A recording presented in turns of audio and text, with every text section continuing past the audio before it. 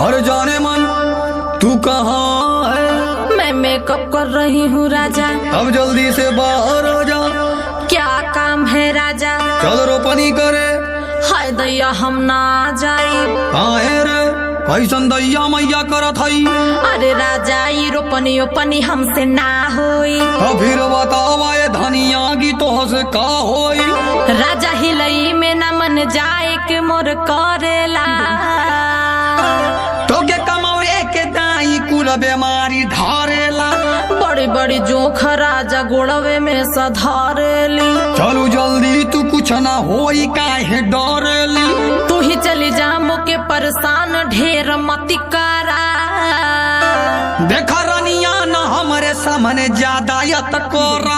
हाय सुकुआर हमसे रोपने जानी करावा हो। चुपचाप चला ढेर हमके मत सिखावा हो।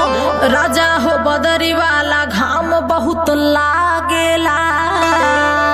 तू तो तैयार रहेली हमेशा भागेला। अरे पानी में भिज के कुल मेकअप हमार धोवा जाई। अरे तू साथे रहबू तय मोर रानी हो।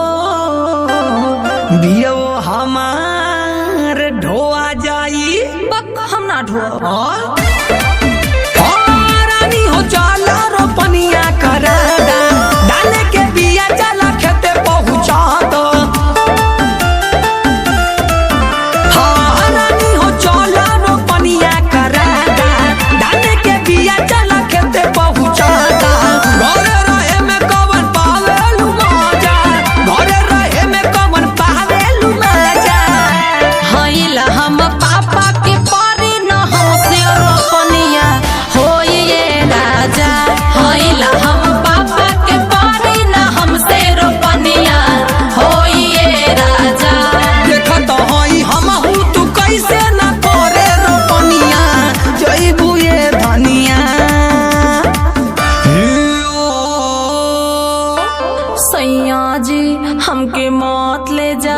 तू नाही नाही के तनो करबू पर न छोड़ब हो। जय राजा तू घर दुआर हम अगोरब हो। तोहे हम घर अगोरे खातिर ना लियनी हो। तो हम का रोपनी तोहर करे खाती ऐनी हो। अरे मारा खौ की तमारा दे के काहे घाव के ली?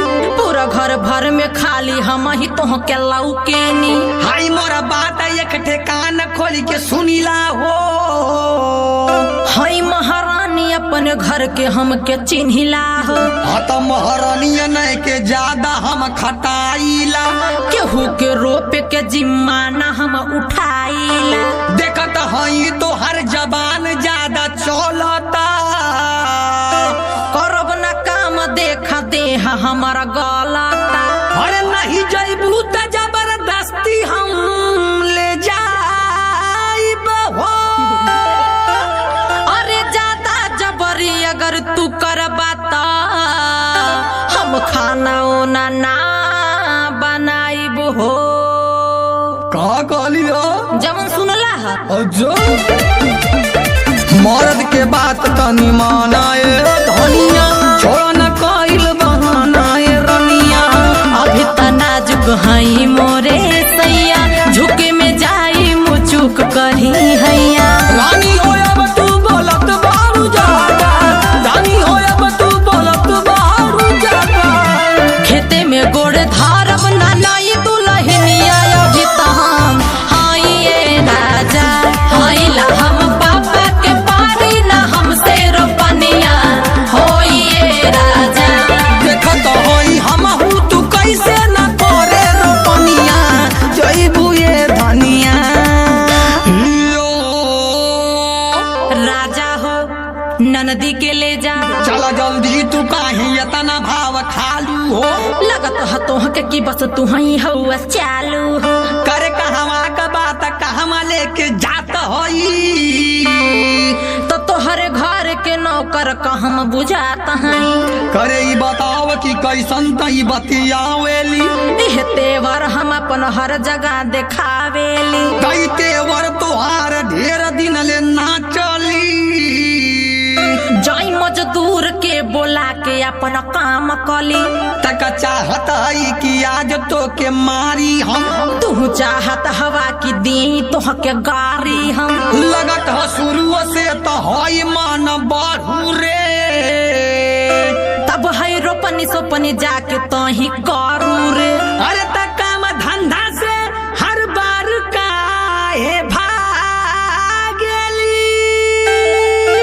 जे हमसे काम करावे के कहेला जल्दी ओकरे मुहे हम ना लागेली।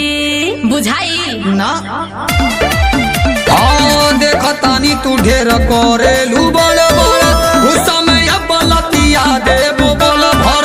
रोपे ना जाइब चाहे के तनो चिलैबा, देखत हई तू आज कैसे ले जाइबा। काम के दाई खड़ा करेलू बाधा, काम के दाई खड़ा करेलू बाधा। हईला हम पापा के परी न हमसे रोपनिया होई ये राजा।